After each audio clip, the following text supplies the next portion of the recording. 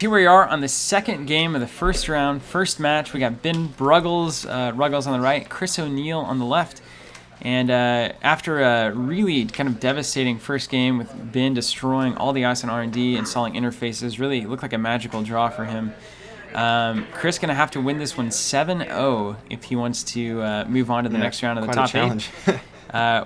Now, it can be done, and Chaos Theory can do it. We're going to see if Chris has what it takes to get this done. Against Jinteki, it's going to be very difficult to not let them get any points. You really can't be risky like you could against other corporations. Jinteki always punishes you for that kind of risk.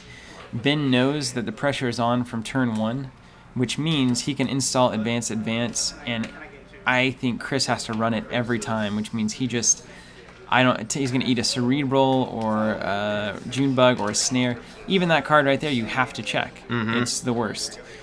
So Chris is going to have to really just try to use some intuition here and figure out where to run and where not to run. Yeah, detect the traps early and often. First action, Sure Gamble. And remember, once Ben gets to 2 points, he's officially won the match. So this could be a very short game.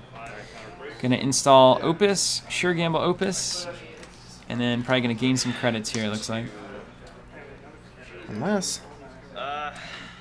Gotta run it. I know, it's so bad. Yeah. It's so bad. He does not. He's gonna run it. And it's an Issei, yep. So he made the right choice. That's a good start. Oh, lost an interface. That's too bad. Lost an interface. Against Jinteki, it can kill you. Yeah, that's true. So a lot of times I don't even play him. I had 3 snares. All right, first action for Ben. Hedge Fund, the richest Jinteki yet today. Install. Again, pressure is on right off the bat.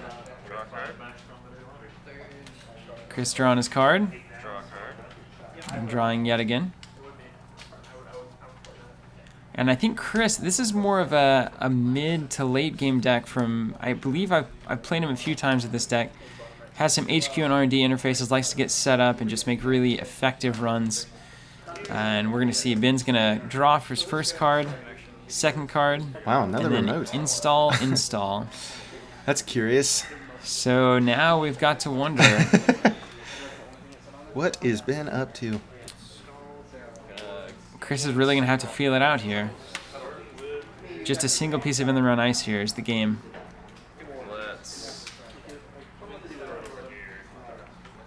Assuming a Brain Trust or anything down there. I was about to install a Desperado, it looked like. Something weird.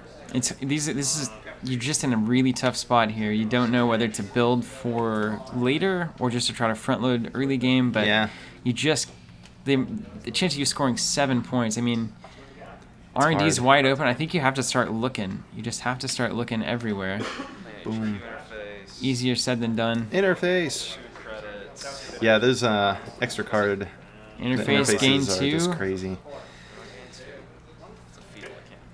He gets to look at both the cards now, though. I'll just gain 2 then. Uh-oh. Playing it safe. Gain 2, and that's it. So that's it. Boom. All right, there you have it. That is the, oh, wow. Holy smokes. Wait a minute. Does that mean that means if he had run hand, he would have won just then? Let's see. If he had been able, he wouldn't have been able to steal Fetal with 2. Yeah, but totally. He was 1 credit away from winning the game right there. Yeah. That is insane. That is very crazy.